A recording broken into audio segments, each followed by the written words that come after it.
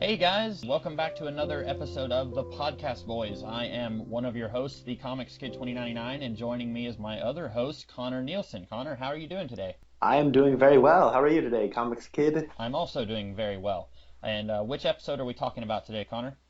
Today we're going to be talking about Twin Peaks Season 2, Episode 2. Title is Coma. It is the fourth episode to be directed by David Lynch, the previous being the Season 2 premiere, which I don't think we are very big fans of. No. But this episode opens with Albert and Cooper talking about the case. We have Albert talking about his autopsy of Jacques Renault, cracking a few jokes, and also letting him know that he was suffocated with a pillow and bound by some hospital supplies. And then we have Donna. Oh, and as that scene ends, that mysterious Asian man from the previous episode is watching Cooper and Albert have breakfast. And then the episode continues where we have Donna doing her Meals on Wheels program that in the last episode she took over from Laura. She took over Laura's route. And she meets this bizarre woman and her grandchild. Equally bizarre. Yeah, who practices magic, which I guess this whole scene was an exercise. No, you thought that's weird? This is weird. And then what happens, she gets the clue to talk to Mr. Smith. And Mr. Smith is a recluse, and she knocks on his door. He doesn't answer, and then she ends up leaving him a note. And then as she leaves, this mysterious Mr. Smith looks out the window. Bum, bum, bum. And as this episode goes on, we do learn some other things, particularly how Ben and Jerry are trying to decide which ledger to burn while Jerry eats the smoked cheese pig.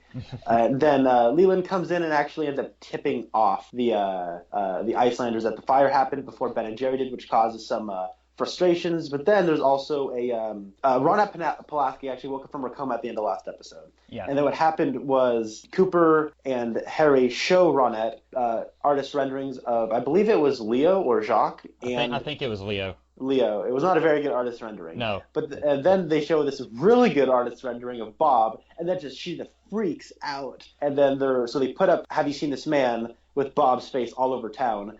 And then Leland sees one of these pictures, and he's like, "I know this man from when I was a kid. My uncle had a summer house, and he lived next door. I remember him." And then at the Double R, where Andy is putting up some of these "Have you seen this man?" pictures, there's actually Colonel Briggs, or is it Major Briggs? I think it's Major. Major Briggs, who I guess now is a regular at the Double R. Yeah. And then in comes the Log Lady and hangs out, and actually there's a funny little quick nod to a previous episode where she was smacking on gum and throwing it on the walls and counter. Yeah. So there's a funny little nod to that. And then what happens is she tells the log, translates from the log. The log lady translates from the log and tells Major Briggs to deliver the message, and he knows exactly what that means. And then we actually have Shelley going to see Donna's dad, the doctor. I don't ever remember his name, but I'll just call him Donna's dad, the doctor. Yeah, I don't know his first name. It's their last name is Hayward, and I can never remember that either. Dr. Hayward is talking to Shelley, saying, "Hey, look at Leo's not doing very well. He's basically a vegetable. I think he might actually have some brain damage. He might even be brain dead." And so then what happens is she, has some crocodile tears about the whole affair. And then she ends up talking to Bobby a little bit later. And Bobby's like, "Hey, what happens is you can just have him, you can collect his what's the proper term if it's not injury checks?" But I was thinking insurance money. That's probably not the right wording for it either, but basically they can collect money to help with his injuries from somewhere as long as he's not in prison, and they have to pretend like they're related to Leo. So Bobby is pretending to be Leo's cousin in order to do that. And they hatched that plan in this episode. Then we actually have some stuff with Audrey is still locked in One-Eyed Jacks. She can't seem to get out. And so what she does is the creepy dude, his name's Emery, he ran the department store. He put the girls on the perfume counters. That's where they ended up going to One-Eyed Jacks, that dude. So Audrey interrogates him and says, "I want to know who runs this place. Is it really my father?" And he's like, "Yup." So we got more hijinks with Lucy and Andy. Andy confronts Lucy like, "Hey, I'm sterile. How do you have a baby?" And she's like, "Go away." And then it's like, okay. And then what happens is Major Briggs comes to Cooper and then says, "Hey, we finally get a little bit of what Major Briggs might actually do," because that's kind of been a thing where they always ask him, "What do you do?" And he always says, "That's classified." And I think that's actually been one of the key components that's driven a wedge between him and his son, who's Bobby. And so what happens is he says, "Hey, I actually work with what's going on outside of our galaxy and waves that kind of go through space." And what happens is he says, look, it's usually gibberish, but the night you were shot, there was this message that said, the owls are not what they seem. Bum, bum, bum. And he's like, well, what does that mean? Why are you showing me this to me? And then he says, look it. Later that morning, we got another message. Cooper, Cooper, Cooper. And no, that's not Andy. That's something outside of the galaxy. And so... and then what happens? I just got that. Sorry. And so then what happens is we have this really interesting scene where James and Donna and Maddie are deciding to do their best Beatles cover band, or maybe like make music in the style of the Beatles. And they start singing a song that sounds very produced. I think there's even a drum beat at one point, even though they just got a guitar and some microphones. And then they just start singing, and it's very melodramatic scene of Donna thinks that she's falling, that James is falling for Maddie, and then she goes, and then runs away. And then James goes, hey, what's up? And she goes, I'm trembling. You made me. Kiss me, James. And then they start making out. And then Papa Hayward, the doctor, says, yo, Donna, there's a Mr. Smith on the phone. Bum, bum, bum. And then what happens is she goes and answers the phone. And then we don't really exactly hear what's going on, but it's implied that they might actually be meeting, so we can finally know who this Mr. Harold Smith is. He's actually given a first name here. And then what happens is, in the middle of this kind of weirdly melodramatic scene, the most terrifying thing in the entire series thus far happened. Oh, yeah. Maddie has a vision of Bob just walking through the Palmer household and just like getting up close into her face, and then she freaks out, and then they're like, oh my god, what happened, what happened? And then, if that's not enough, Cooper has this freaking crazy, weird, bizarre dream about Laura. We have Mama Palmer walking down the stairs, again, in slow motion. We have a very obscured, out-of-focus image of Bob walking through the woods. We hear the owls are not what they seem. And this whole dream sequence he's having might actually be given to him by the giant, because there's a sound effect. He waves his hand, doesn't he? Doesn't he wave his hand in front of Cooper's face? Yeah, you hear like an appearing sound effect, and then you see a hand moving across the thing, and it's implied that it is the giant. Right. And then you see it under a low angle shot of the giant's face, although it's unclear whether that's reality or a dream he's having. And so he's like, the owls are not what they seem. There's this image of Bob in the bed.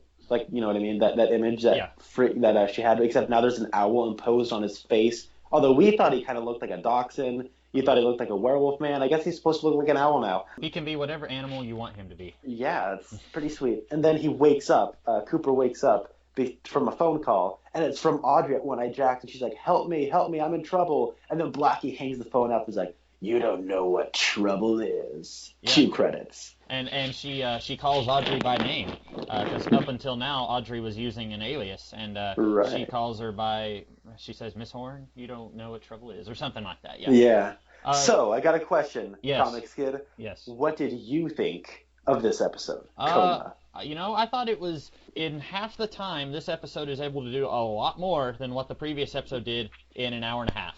Now, it's still a lot of setting stuff up, and it's a combination of setting up stuff that's going to be in play later. Like, for example, Al tells Cooper that Wyndham Earl has escaped. We don't know much about Wyndham Earl at this point. All we hear is Agent Wyndham Earl, and then later we are told Cooper is talking to Diane on the tape recorder, and he says, my former partner.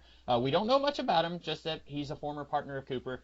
He's escaped. And so we get a lot of stuff setting up future things, and then we also get some subplots that are mostly just treading water. But even all of that is a lot better than the previous episode, which was mostly just exposition about what happened in Season 1.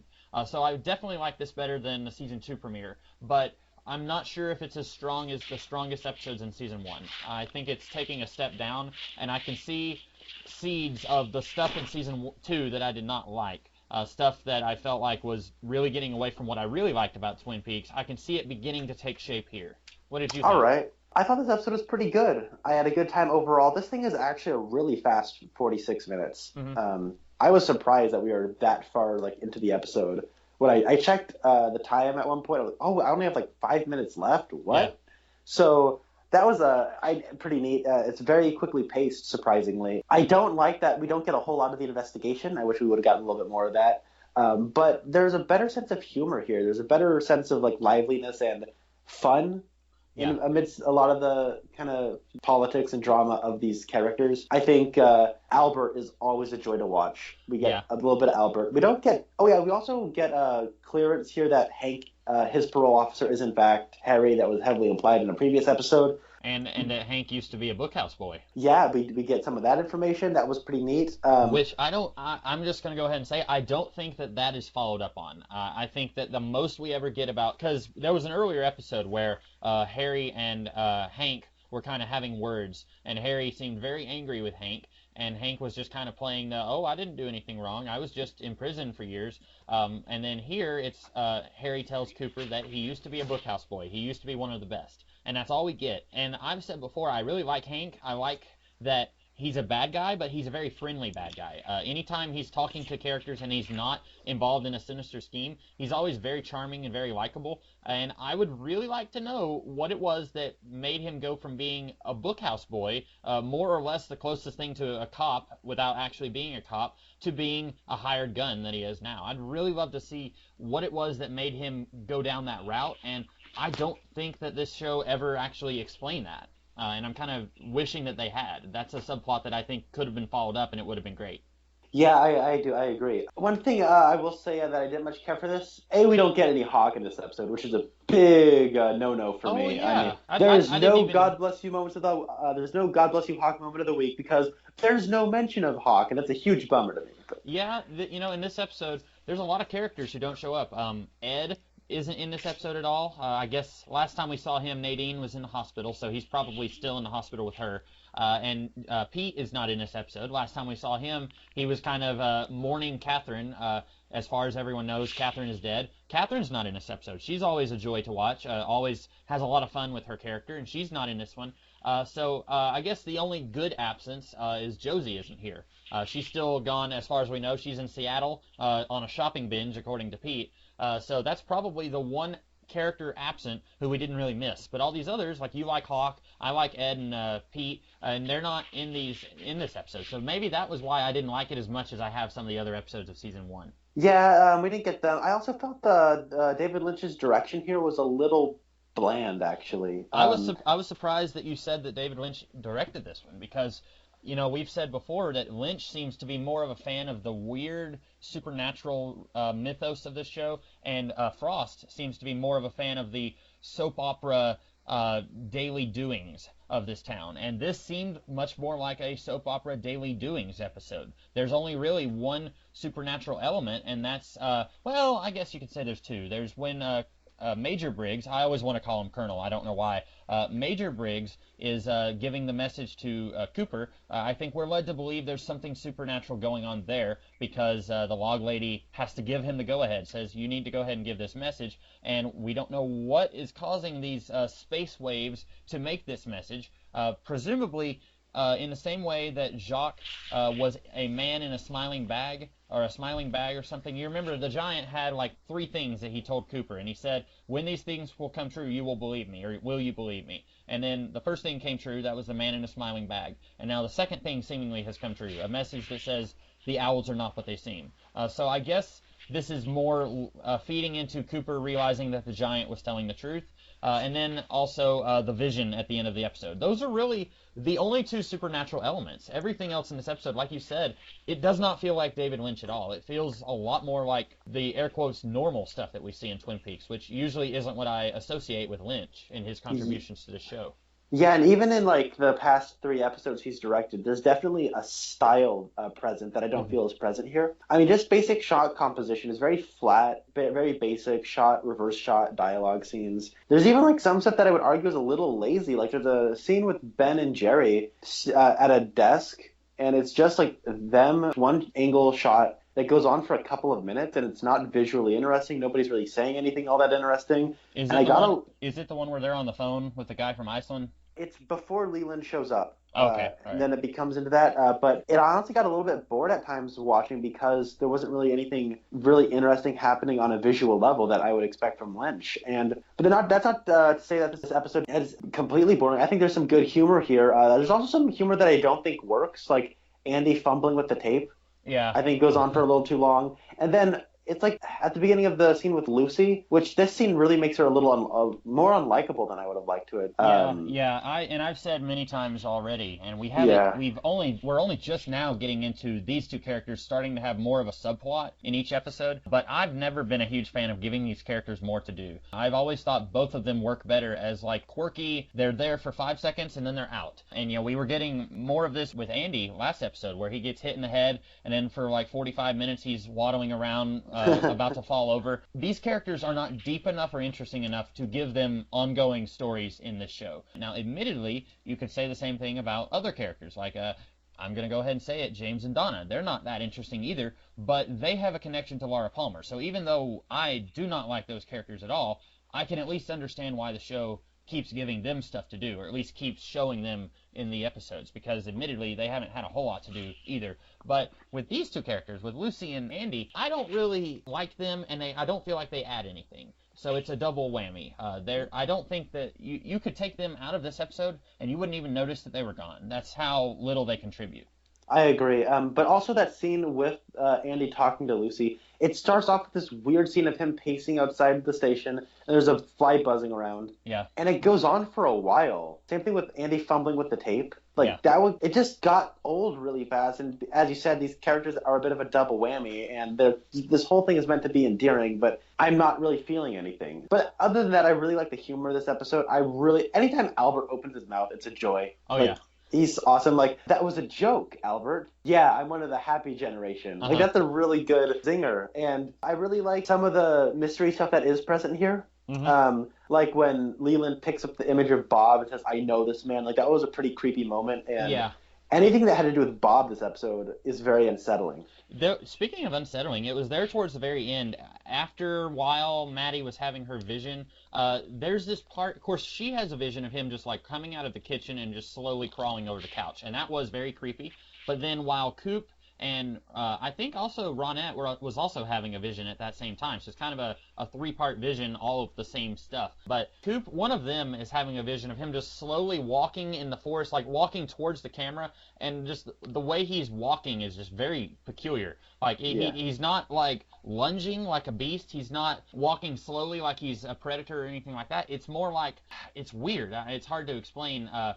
If I had a webcam on me, I could show it, but it's just very strange how he's walking. And anything with Bob, I think you're right. Anything with him, just in the entire series, is usually very it puts you in a weird place. Fortunately, we've never had an episode that really does a whole lot with Bob. He's always given to us in small doses, because that'd probably be too much to take. Yeah, I agree. That scene with the grandma and her grandson, what do you think of that little scene? I'm trying to remember how, because later that's going to come back. Those characters will come back. I think it's weird for the sake of being weird.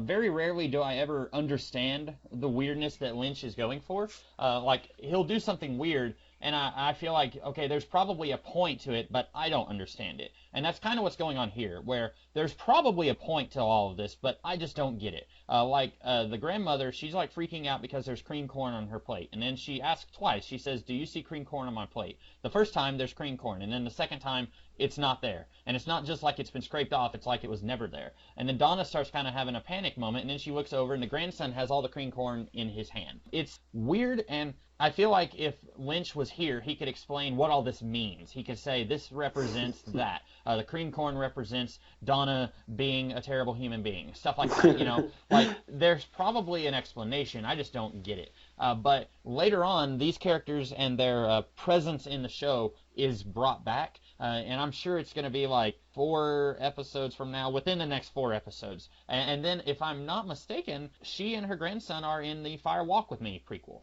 So there's going to be more with them. Now, unlike some of the other bizarre side characters in the show, I don't feel like their presence is ever really explained. I don't know, because I know you stopped somewhere in the middle of season 2, and I don't remember if these characters come back after you stopped watching or before, or if their subplot is returned to before you stopped watching. I can't remember, but there's gonna be more stuff with them, but I'm not sure if it's ever going to satisfy any questions that we have about them.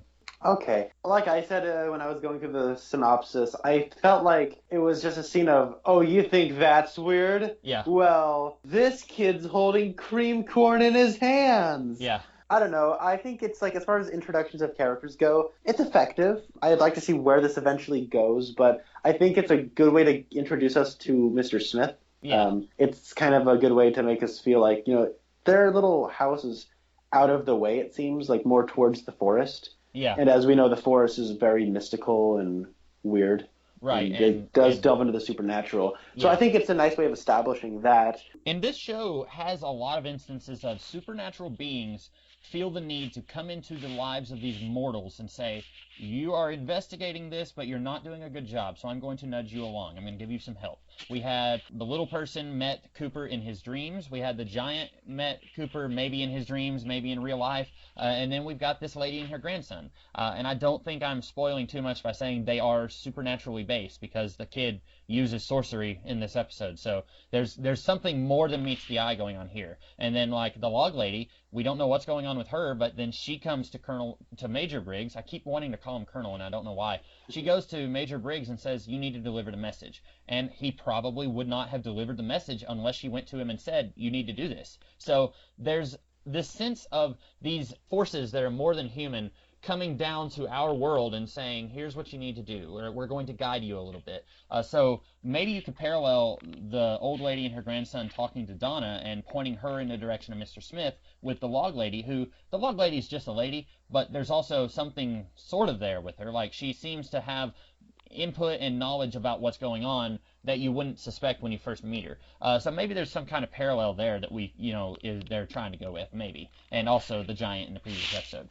I said in our first episode that the Twin Peaks Complete Mystery Blu-ray set has the episodes as they were when they aired, and those episodes, I think I read it was like every single episode, or at least certain episodes, were introduced by the log lady. Oh yeah, you did. So maybe like, wouldn't it be? I'd really like to see those, because what if it was like the log lady who has a bit of like, who's like kind of a mortal connection to the supernatural plane? What if she was kind of nudging the audience in the direction of the investigation? Yeah, it looks like I just Googled log lady introductions, and the first one is on Google. I'm looking to see if like any of those others are on YouTube. It looks like they're on YouTube, Connor. So that might be something next time we might could like talk about those. I'm seeing at least 1, 2, 3, 4 of them on YouTube. They may not all be on YouTube, but at least a few. So that's something that if you were interested in seeing those, I remember you telling me about that when we first started, and then I forgot about it. But yeah, like you said, with her being something of a mystery and enigma in the show, and probably she's not there. That actress died in real life, so I have a feeling they're not going to be bringing that character back in any way. It'd be really strange if they said, okay, we're going to bring the log back, but a different character is going to be holding the log or something like that. That would be. Oh, go ahead. No, what were you going to say? I was just going to say that would be the only way I could imagine that they would bring back the idea of a log lady or a log person in the show. And I agree with that, because the reason the log lady is our mortal connection to the supernatural plane is through the log. And I think it's pretty much a foregone conclusion by now that the woods are our passage into the supernatural world. And since this lady, this normal human, carries a piece of the woods with her, then that's our conduit into the supernatural plane.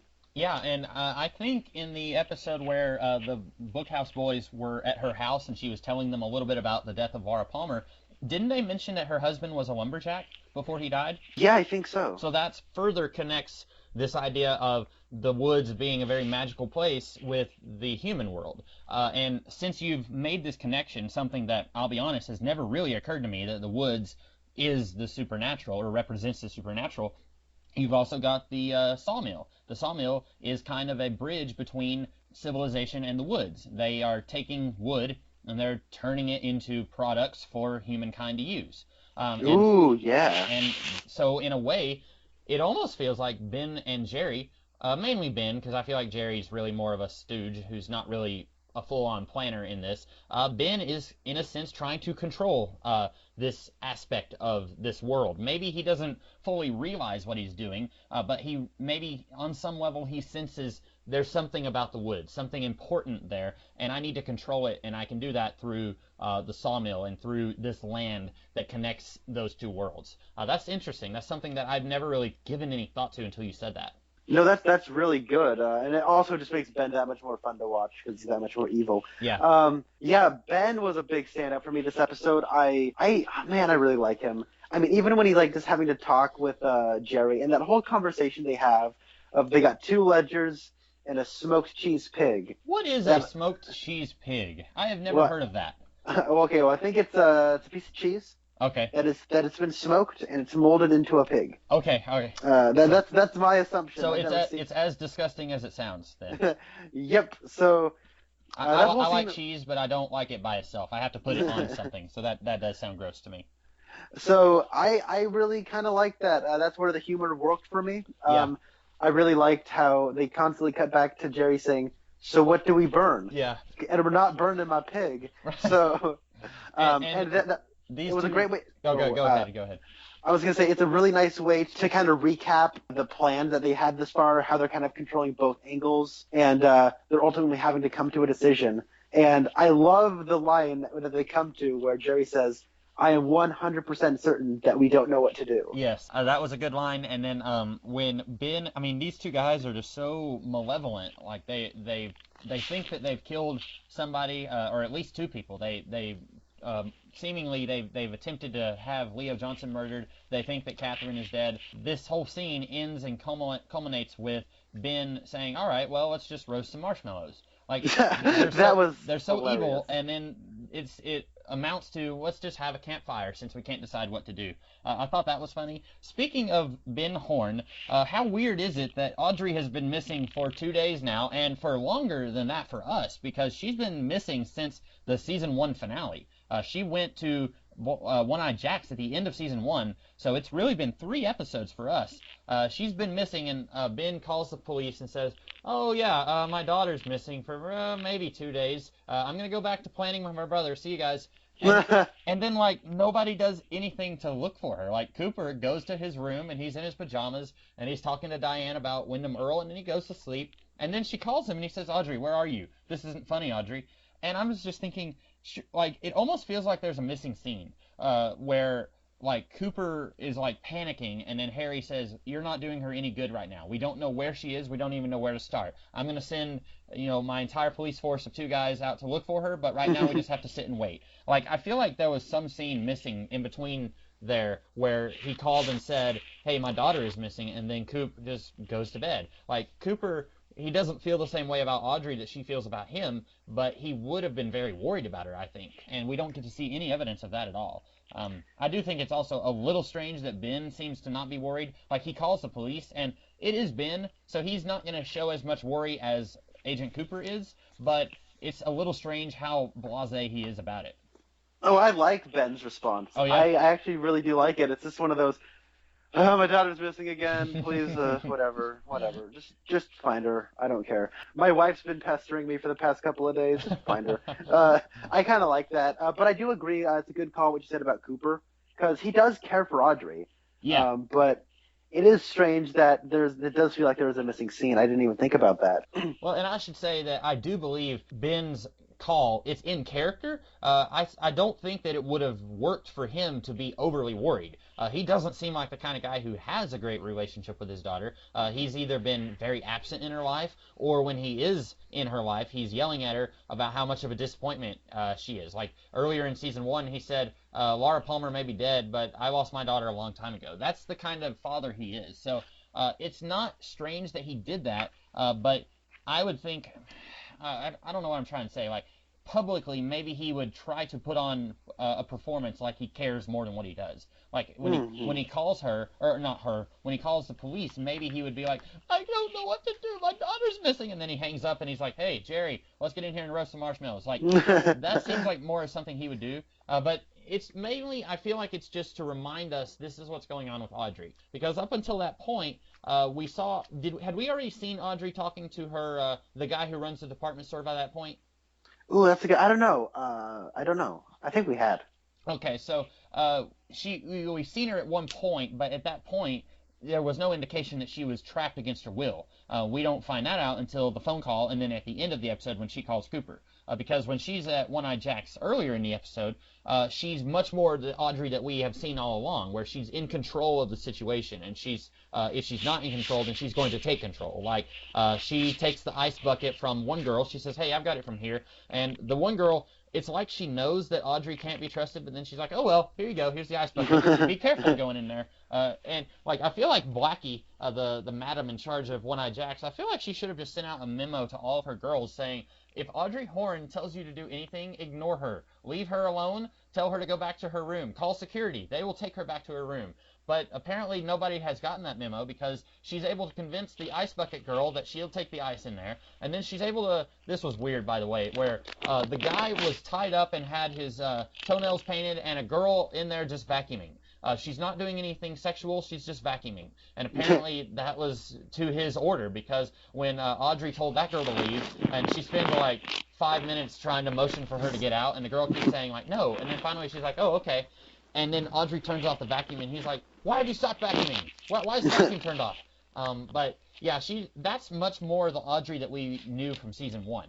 But then she is a high school girl, so naturally she's going to be scared and feel worried that she's been stuck in this brothel for 2 days, so she's going to be calling and she's going to be in hysterics when she's talking to Agent Cooper on the phone. So I feel like both of those types of Audrey that we saw in this episode both worked very well. Yeah, I agree, and I also like the line, I'm Audrey Horne and I get what I want.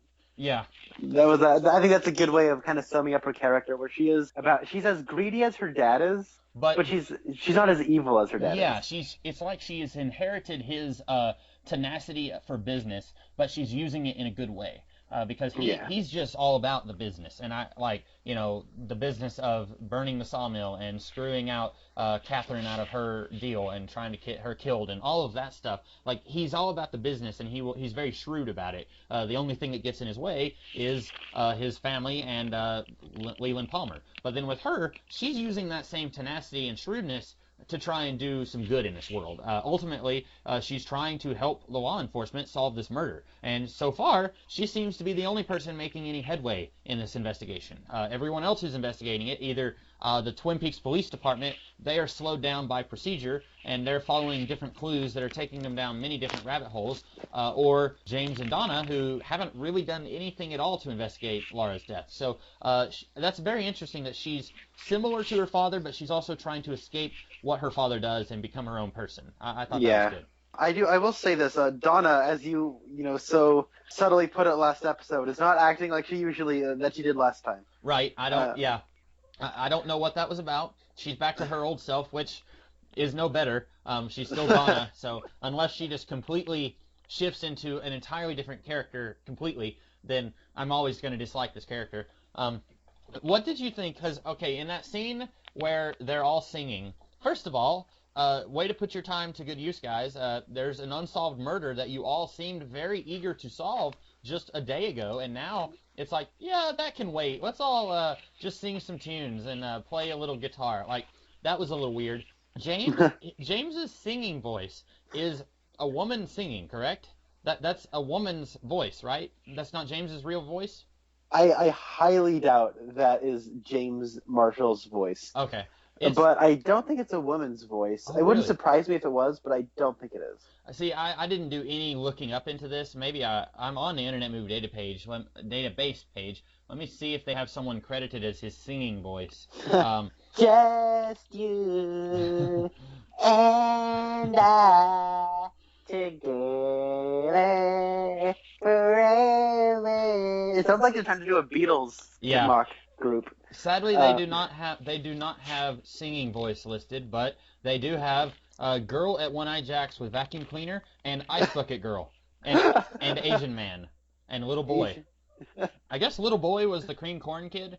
That kid is Austin Jack Lynch. I knew that kid looked like David Lynch. Oh, is it his son? I'm gonna look that up because I was pretty sure that was his dad is David Lynch. When I saw that kid the first time I ever saw him, I was like, that looks like David Lynch. And I thought that's just a huge coincidence. No, that is David Lynch's son. Wow, learn something new every day. Okay, now knowing David Lynch, here's what I assume the casting process was like, where they're like, all right, we need to find a kid who when he cups his hands, nothing comes out. So when we put cream corn in his hands, it won't come out. Right. Like his hands are just formed that way. And he has like 2 lines, so who cares if he can't act? So, nope, I was wrong. It was his son. I never knew that he actually had a kid. Of course, I don't know a whole lot about David Lynch anyway, but I remember the first time I saw this episode, I was like, that looks like David Lynch. And then I just forgot about it. And then just now I noticed that his last name was Lynch, and I thought, okay, that's got to be a kid then. You know what? Okay, so this is a little unrelated, but it kind of comes back full circle to Major Briggs. Yeah. So, over the weekend, I saw the movie Knight of Cups. It's the latest Terrence Malick film. Mm-hmm. And it stars Christian Bale and other people. It's not a movie I would necessarily recommend. If you know anything about Terrence Malick's latest films, they're basically like 2-hour-long montages. Oh, okay. And it's really kind of weird and surreal, but it's also very formless. Doesn't really have any. It has no narrative, which is potentially interesting, but there's also no script, so it is just a hodgepodge of unfinished ideas and threads. I'm looking at his directorial credits, and I don't think I've seen anything that he has done.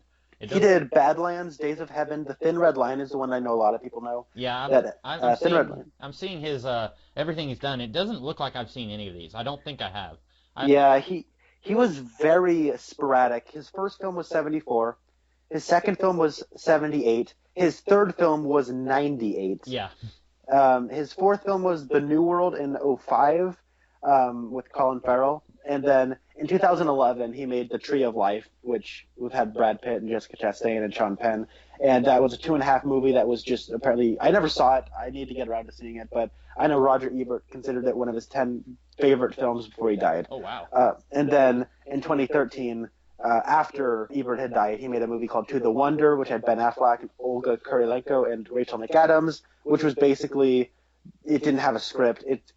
To the Wonder and Knight of Cups are very similar in the sense that they had no scripts and they would just go out and film stuff, and then in post they would just try to make a story out of the stuff they made. Okay. Trying to capture a portrait of life and trying to find the narrative in life, so to speak. But anyways, what I'm trying to get to is there's a segment where it's just in Knight of Cups where it's a movie about Los Angeles, and there's a camera that I'm assuming is mounted to the front of a car and it's just going down LA at night. And it kind of dates the film when you see a billboard for the Oliver Stone film Savages, which came out in like 2011 or 2012. Oh, okay. Maybe 2013. And it's 2016, and you see, like, how long have they been making this movie? But anyways, during that segment of the movie, there's like this obscured like radio broadcast that you hear, and it is Major Briggs from Twin Peaks talking about the vision he had that he was telling to Bobby. In the movie Knight of Cups? Yeah. Huh. I'm sitting there, I'm like, what? Like, I've heard that before. Like, I saw the marble, and the marble was emulating a radiant light. And it's like you can barely hear it, but you can still hear it. I'm like, what is that? And then I heard that. And kind of funny how you talked about watching Fringe. And yeah, that's what I was just thinking of. I was like, we both have Twin Peaks connections and things we've been watching lately. Yeah. I feel like Twin Peaks, maybe getting off even more on a tangent, but it seems to me, this was a show that was deeply, like, embedded into public consciousness back when it was first coming out. And ever since then, like, anytime somebody references it now, it's like they are trying to say, like, I'm part of something that you are not part of. So, like, I'm kind of part of this special club, and I want to tell you about it. It's not so much like I'm being mean and exclusive. It's more like for example, in an episode of Fringe, where you have Walter Bishop mention that he got these glasses from a Dr. Jacoby who lives in Washington. People who have never seen Twin Peaks before, they might see that and they might say, that's weird. And then they might get on the computer and they might look it up. And they might find other people saying, well, that's from Twin Peaks. And then it's almost like the people who were creating Fringe or Terrence Malick. It's like they're all big fans of Twin Peaks. And they're trying to, in their own little way, it's almost like they are evangelizing the show. Like trying to get out there and say, hey, everybody, there's this thing I want you to be a part of. It's called Twin Peaks. And I love it. And I want you to be part of it too. Like, maybe I'm reading too much into it. Maybe it's like one of those things where like a music album from the 1990s will have Jack Kirby's Silver Surfer on it, and it's like Yeah. they're just doing it to be pop arty, but they don't really care that much about the Silver Surfer. Maybe it's something more like that, but I feel like you don't often see Twin Peaks references. Like my favorite cartoon that just recently ended was Gravity Falls, and that was a show that a lot of people described it as being more of a child-friendly version of Twin Peaks. And so, like, there's references there. There's one episode where there's a restaurant that looks a lot like the Red Room. And so I feel like it's one of those things where every time I see a reference, I'm not sure, are they trying to show I'm cool because I'm part of this very small cult club that loves this series, and very few people are even aware of this series. So because I'm aware of it, I'm special. Or are they trying to get other people involved in this show and try and get them interested and let them know what it's about? I don't know. It's just interesting to me that that's happened to you and it's happened to me watching other Yeah. Well, I don't know about Terrence Malick. He's a very hermity director. Okay. He does not like being photographed. He never shows up to any kind of screenings of his movies. He just kind of lives in a hole. But and I guess this is probably one of my issues with Knight of Cups. Turn this into a review of Knight of Cups, Sure. where I know emotionally what that scene meant in Twin Peaks. So when I watch that monologue in context of Knight of Cups, I'm bringing my own emotional baggage into it, and so for outside purposes, that whole segment kind of meant something more to me. Okay. But at the same time, it's nothing that the actual movie's doing. It's something that Twin Peaks did. Right. So, yeah. Anyways, I guess, I don't know. Malick is definitely somebody who just likes to explore emotions. Okay. And just kind of throws everything he possibly can at the wall, and then the kitchen sink. And then, I don't know. I respect his ambitions, but sometimes I feel like he's leaning too much on what the audience thinks than what he's actually trying to say. Yeah, and if he was trying to go for an emotional resonance with that dialogue, that monologue, how effective would that be with how many people in the world are familiar with Twin Peaks? I don't know anyone in the world. Well, that's not true. Other than you, I know one other person who watches Twin Peaks. So, and my parents, they've seen it. But I don't know that many people who are familiar with this show. So, if you're trying to get people to tear up because of Major Briggs's relationship with Bobby, if you're trying to get that same reaction that Bobby had when Bobby was hearing about that vision, how effective is that going to be if nobody's ever even heard of Twin Peaks and you're using this dialogue from the show? Anyway, I've never seen Knight of Cups, so maybe I don't have any business commenting on it. No, you are right, because my brother had no idea what it was. I thought that was just another weird part of the movie. Yeah. So, anyways, back on to season 2, episode 2 of Coma. Let's talk about that scene with Bob in the Palmer household, because I remember when I first watched that, I could not sleep, actually. It's pretty weird, pretty messed up. And I think the reason why it is such a scary looking image is because of the colors in that, because the entire color scheme of the Palmer household, at least at that angle, is all pink and white. Uh-huh. And then he comes in, and he has a very his skin color more resembles a brown than it does a white. And I think his shirt was blue, wasn't it? Kind of a light blue. And all of his clothes just emulate blue. Yeah. So in that contrast with the pink, feels imposing, especially when it's getting larger and larger and larger. And just the way this guy moves, the way he twitches, it's just so unsettling. And oh man, I really like that scene, and I like how it comes out of nowhere. You just watch these scenes with these two insufferable characters. And Maddie, poor and Maddie. Yeah, I like Maddie. I don't know if we've said that before. I think that she's she's got this cute little. It may sound patronizing, but a cute little kidness about her. She's as old as these other two, but she almost acts younger than them. She has a sense of naive. I don't even know how to pronounce the plural form of that, but she has naivete. There you go. Yeah, I've seen that only written down. I've never known how to pronounce it, so now I know. But she's got that. At one point, it's when Donna runs off to be insufferable, and she's crying in the corner, and James goes up to her and says, "What's wrong?" And she says, "Nothing," and starts passionately kissing him. Poor Maddie is just over there where they were recording, just kind of looking at the floor, what do I do now? I feel very awkward that they're having this little heart-to-heart over there, and they've decided to start making out, and I'm just here. Everyone's just left me over here with the guitar. I feel sorry for her. And then she has this vision, and she was having visions last episode. So I wish that they had How far did you get with Maddie? Maybe no, that'll be spoilers for other people. There's more that happens with Maddie, and I'm eager to talk about that.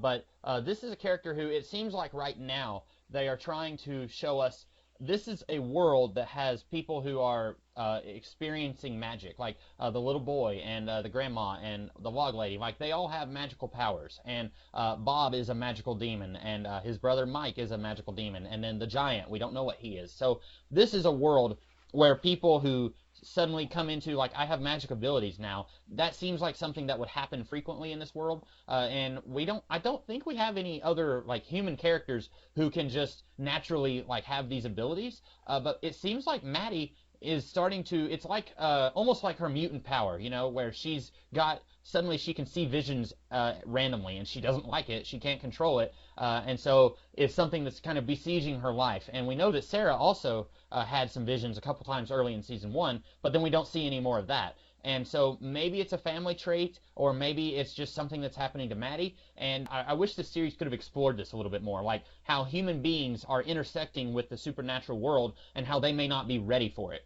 Someone like Agent Cooper, he is very knowledgeable about this sort of thing. He is familiar with Buddhism and Tibetan philosophy and stuff like that, and he knows all about this stuff. When he has a vision, he wakes up and it doesn't bother him. He calls Harry to say, hey, I know who killed Laura Palmer. But when Maddie has a vision, it freaks her out, and rightly so. And I like that you've got two different ways that characters can deal with this sort of thing in the show, and I wish we had more of that.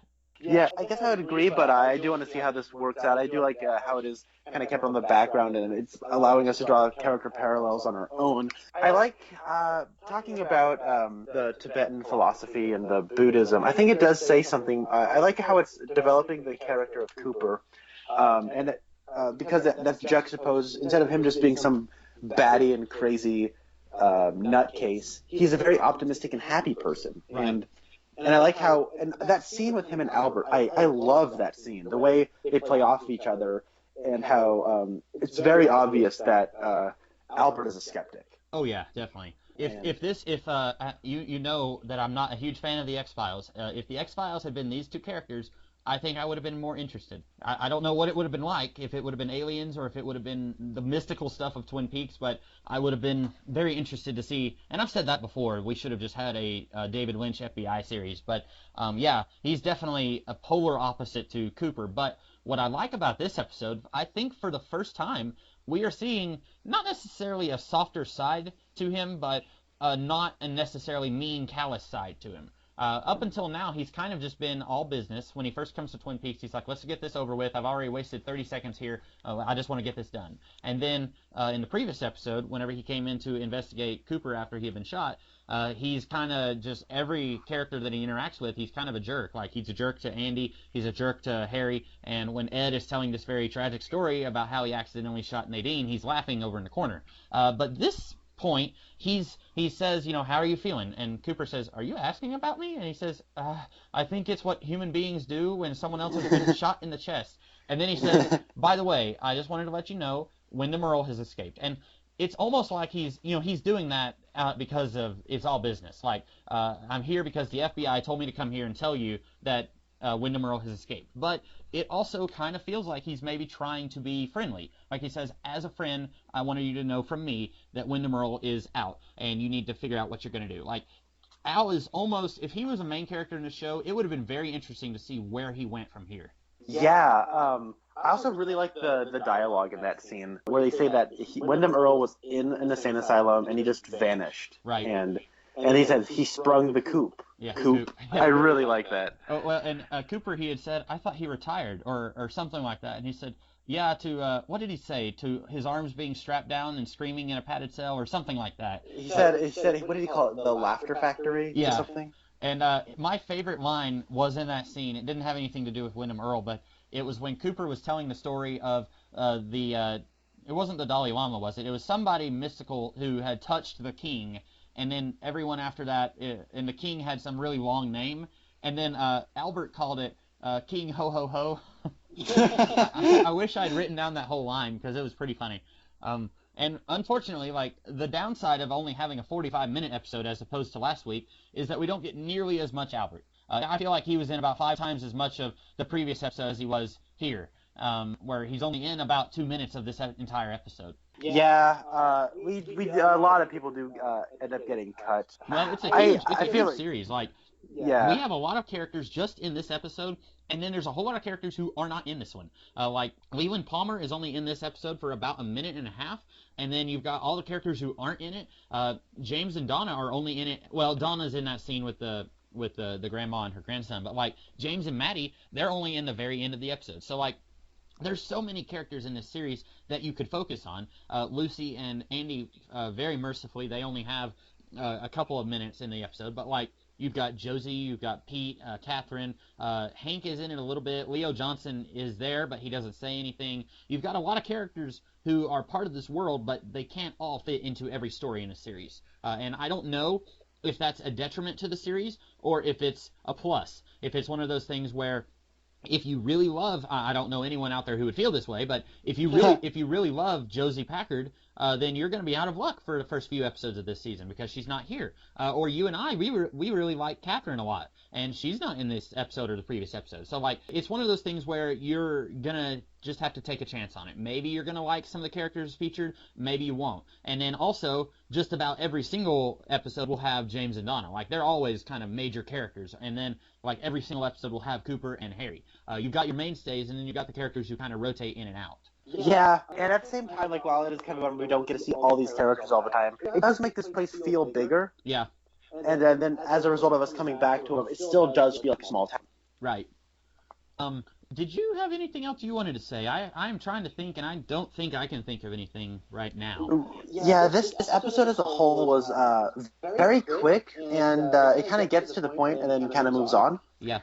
Except for those weird, awkward comedy scenes with Andy and Lucy, but unfortunately, that was only maybe 2 minutes of the whole episode, so it wasn't it was a third of the episode or anything. But right. I agree with you. I've never really cared for these two as main characters. I've always liked Andy as like a background guy, and I really liked him at the end of season 1 when he shot Jacques Renault. And I was really disappointed. I mentioned in that episode that we never get to see him come back to being like very cool under pressure, and like he's a very good shot, and like he's bumbling when he's here at the station, but then when he's out in the field, like he's very, on top of things. We never get to see a return to that kind of Andy. And I kind of am disappointed that they went there at the end of season 1, and then they kind of regressed on it throughout the rest of this season. Yeah, I agree.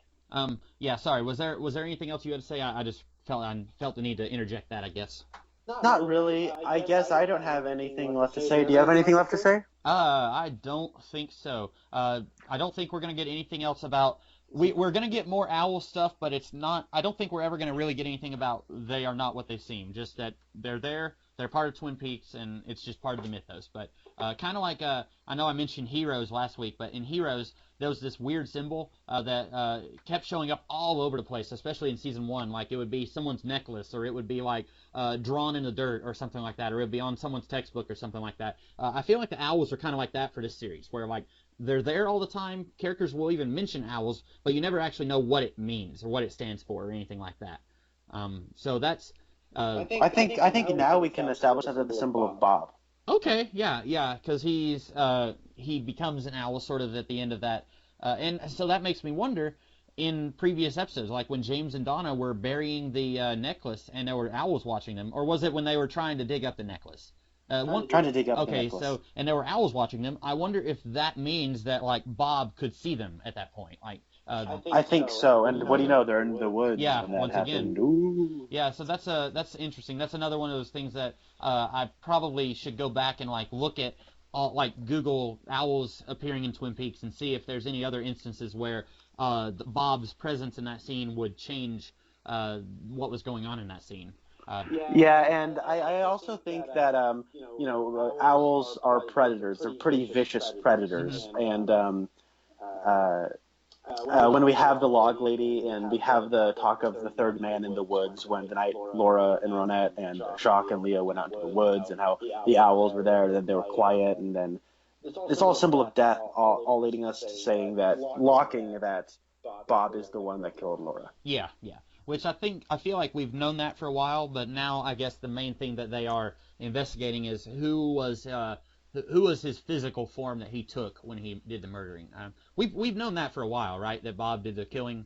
Yeah, we have. Okay, yeah. So now I guess the big thing they're trying to figure out is whose form did he take when he did that, which is something we probably won't find out for another I don't know, 6 or 7 episodes maybe. It might even be a little longer than that. So I think that's all I have to say. If that's all you have to say, then we will we'll talk to you guys with the next episode when we talk about episode 3 of season 2. And in the meantime, I guess we'll go ahead and log out. See you guys later. Bye.